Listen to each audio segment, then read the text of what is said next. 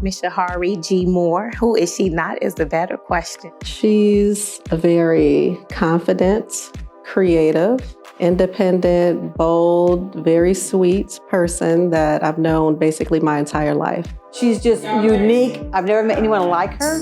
I think what sets Shahari apart is her ability to look at the world from her individual perspective. She is a visionary, force to be reckoned with. She's eclectic, artsy, she's daring. She's a creative, wise, brave soul.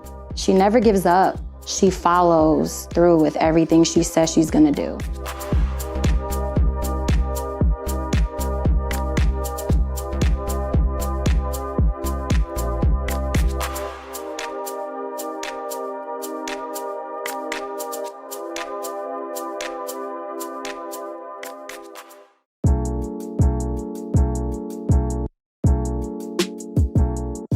My name is Shahari Moore.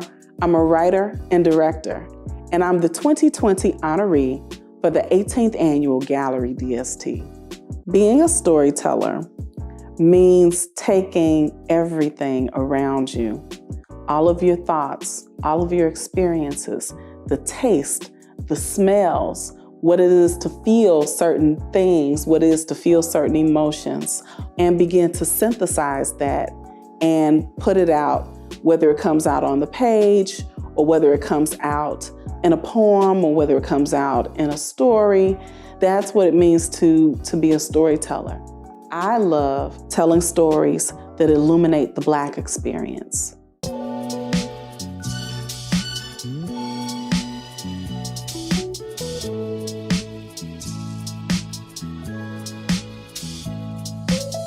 I was raised primarily by my grandmother with a whole lot of support from my mom.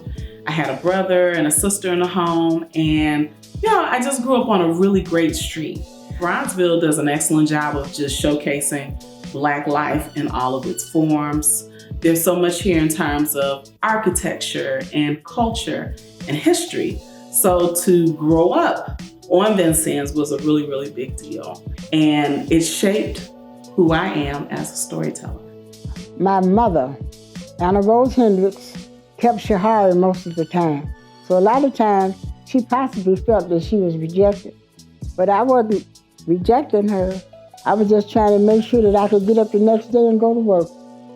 And God has blessed me throughout my life to have a very good life for me and my children. Shahari picked up a lot of my grandmother's special talents. My grandmother used to say about Shahari, that child been here before. My grandmother saw her light in her spirit. And she was born in 1900.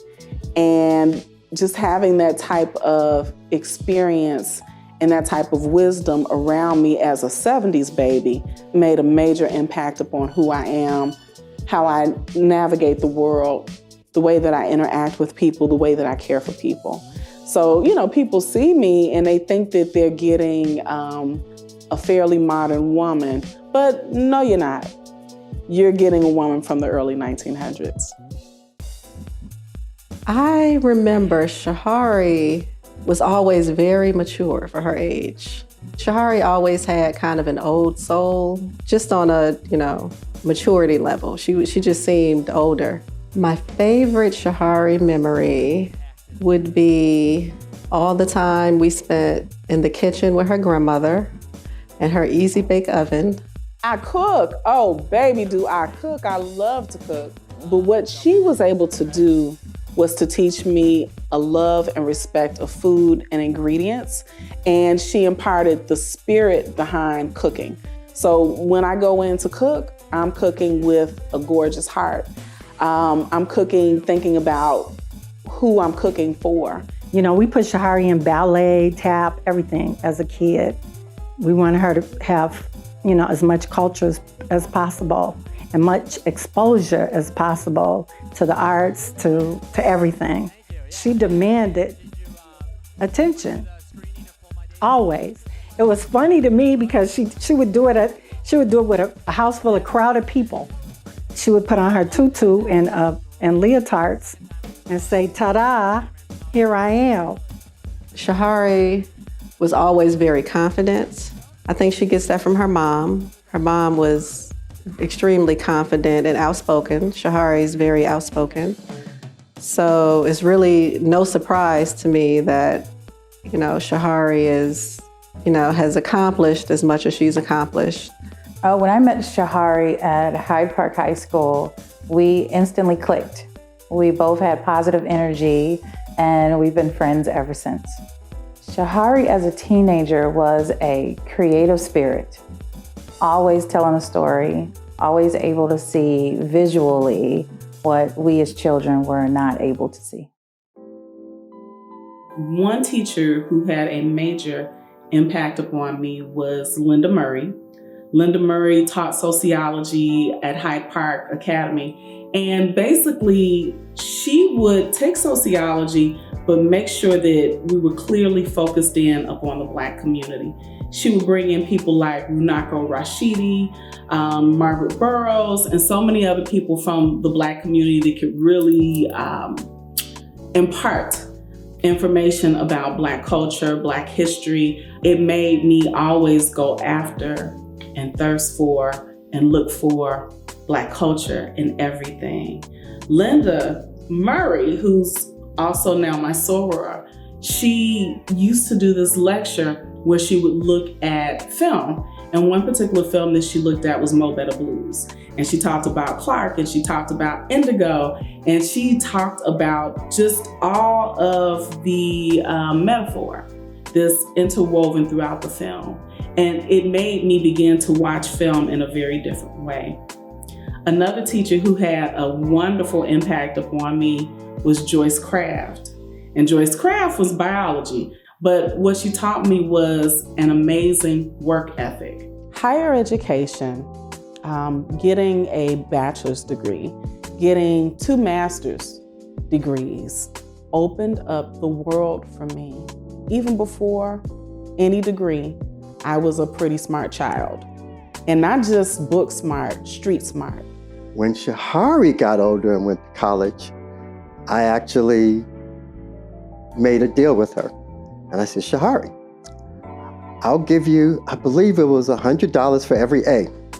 And that was just incentive for her to go away to college and start off and do well. And 4 or 5 A's she got the first semester. The next year came around, I still remember Shahari was like, where my money? And I was like, no, sweetie, I just wanted to prove to you that you could do this and you could do it well. And at that point, I knew she was going to be good. I knew she could buckle down. I knew she could I knew she was smart. I knew she could get everything done. I did not want to go to college. When I was in high school, I did nails and I did hair, and I actually made pretty good money. And I just did not see a need to go to school. Or to continue with my schooling. I felt comfortable. I was able to take care of myself at a very young age, and my mother showing up and saying, you really need to go to college was not something I was trying to hear. While I was there, I pledged Delta, and it introduced me to what it was to really be an empowered Black woman. It blows me away that as an organization, we did things as women that were very unpopular. We wore crimson. Crimson is a color that could be synonymous with a woman who was seen as a harlot. But no, we took it and we flipped it inside out, and we made it amazing. We made it a brazen color, a bold color, synonymous with education. So as an organization, we were not an auxiliary organization to the men. We were out there carving out our own space as women, thinking about our needs and what it was to live life in a very empowered way. So the first book that I did is a children's book, and it's called It's Good Sunday. And it's a story of a little boy who loves to go to church. Every Sunday, I would go over my girlfriend Cynthia's house, and we would get ready to go to church. So I had the opportunity to see her not only get herself ready for church, but get her son ready. And his name is Kari, and he was so excited about church.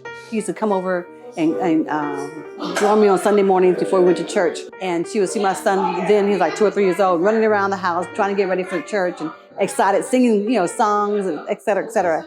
And she just thought it was so unique. And, she never witnessed a little boy excited about going to church, because most kids don't want to be bothered with that.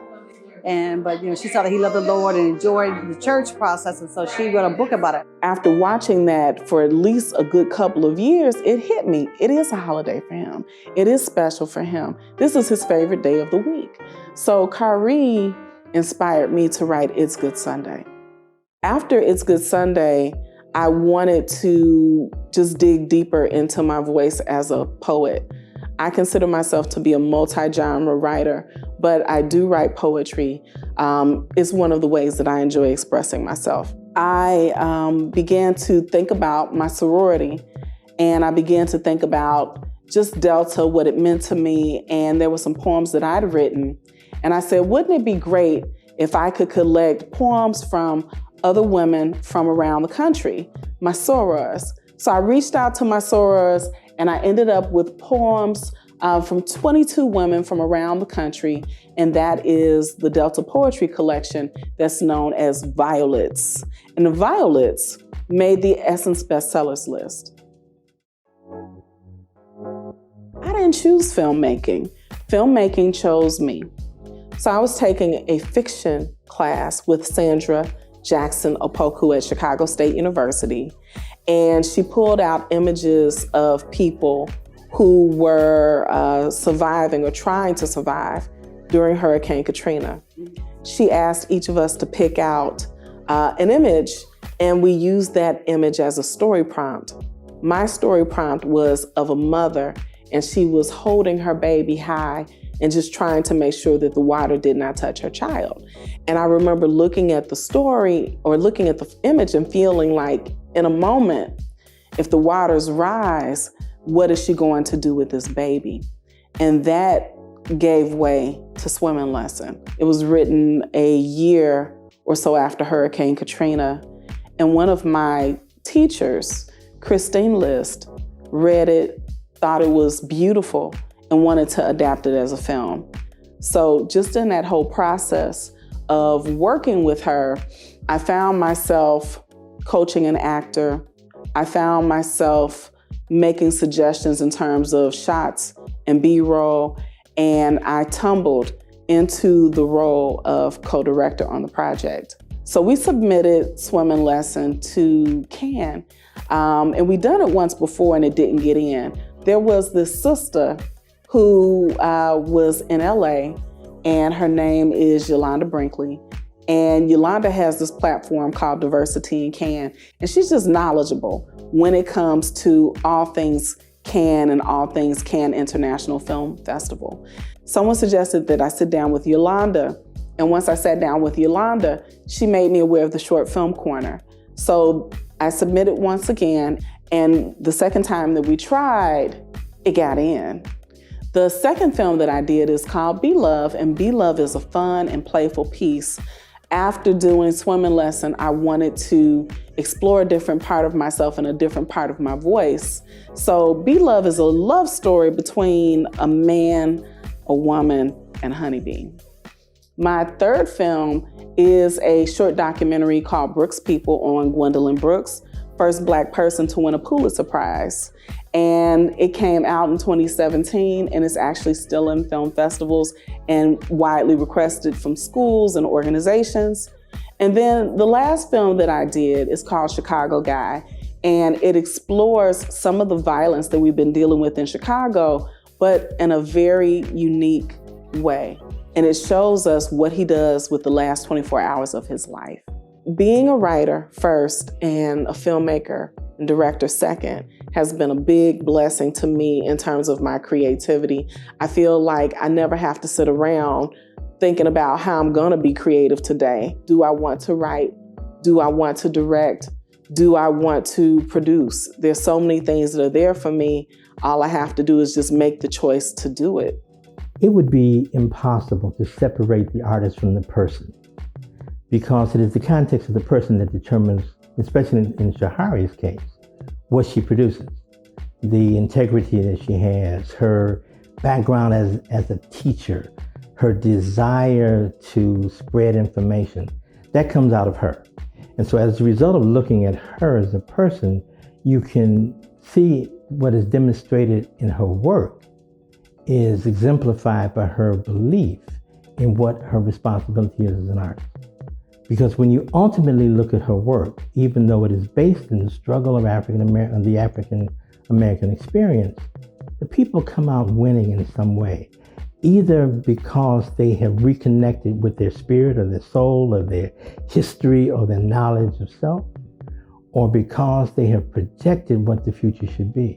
She's evolved into a whole nother level of demand in the audience. There's no limit to Shahari. Let me just say that. There's no limit. Every time, we get together, regularly, but yet irregularly, I'm always like, what you doing now? What you doing now? Because she never lets grass grow underneath her feet because she's constantly on the move. She is a phenomenal Black, strong woman who is creative, and she is just so inspirational to everybody around her.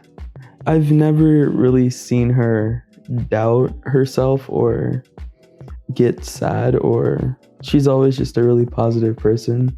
I think if someone had ever requested an energy source to be around them, it would be Shahari. She's that energy source. So whenever you feeling any kind of way, I could call Shahari about anything.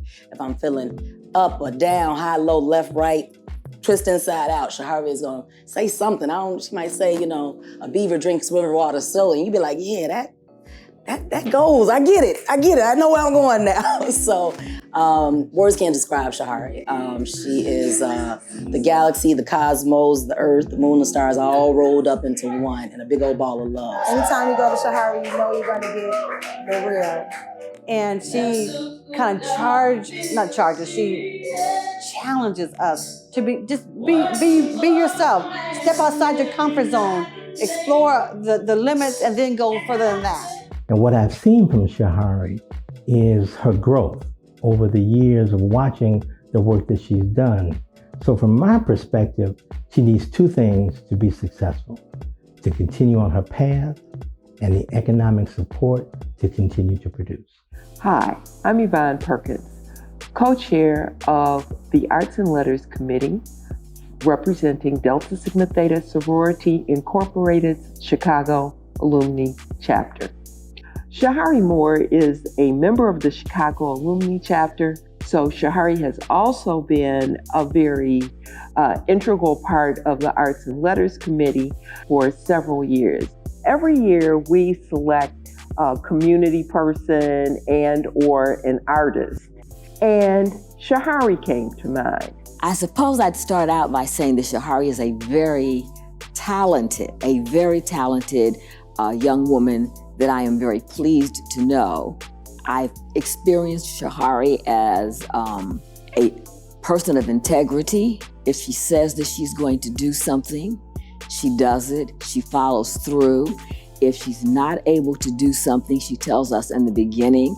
As an artist, I'm just blown away. I can just see her growing and glowing, and I'm loving it. She captures the Black experience. I fully expect to see a Shahari Moore production at the Goodman Theater and one day on Broadway, and perhaps even to see a feature-length Shahari Moore film.